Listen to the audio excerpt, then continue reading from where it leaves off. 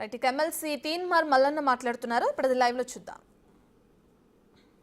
మీ దగ్గర ఉండేటువంటి వ్యక్తులు సహజంగానే బానిసలుగా ఉండాలని మీ ఉద్దేశం కావచ్చు, అది సహజంగానే మీరు కోరుకుంటారు. కానీ తీన్మార్ మల్లన్న విషయంలో కోరుకోవడమే మీరు చేసిన పొరపాటు. ఇక్కడ సస్పెన్షన్ అనేది తీన్మార్ మల్లన్న కాంగ్రెస్ పార్టీకి సంబంధించినటువంటి దానిపైన నాకు ఏ ఇబ్బంది లేదు, అది నా వ్యక్తిగతమైనటువంటి అంశం. కానీ ఫస్ట్ ఆఫ్ ఆల్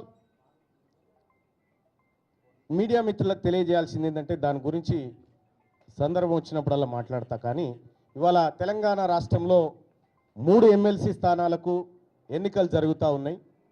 ఈ ఎమ్మెల్సీ ఎన్నికల్లో బీసీ అభ్యర్థులను మరింత ఉత్సాహపరిచే విధంగా ఓటింగ్లో పాల్గొన్నటువంటి బీసీ వాదులకు, సంఘాలకు, మేధావులకు, టీచర్లకు, పట్టభద్రులకు అందరికీ శిరస్సు వంచి నమస్కారం చేస్తూ ఉన్నాం. మేమంతా మీరిచ్చినటువంటి బూస్టింగ్ ఇది మామూలు బూస్టింగ్ కాదు. మాకు రేపు భవిష్యత్ తరాల్లో అది ఖచ్చితంగా మంచి రూపంలో ముందుకు పోతుంది.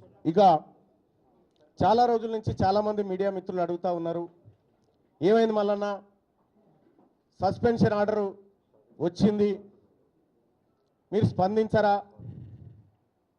ఎప్పుడు స్పందిస్తారనేటువంటి మాట చాలామంది మిత్రులు, మా సోదరులు కూడా చాలామంది ఫోన్ చేసి అడగడం జరిగింది.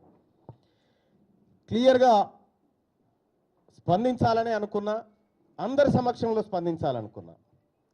దానికోసమే ఇవాళ మీ అందరిని ఇక్కడికి రమ్మని ఆహ్వానించడం జరిగింది. వచ్చి ఈ కార్యక్రమాన్ని కవర్ చేస్తున్నందుకు మరొకసారి ధన్యవాదాలు తెలియజేసుకుంటూనే, ఇక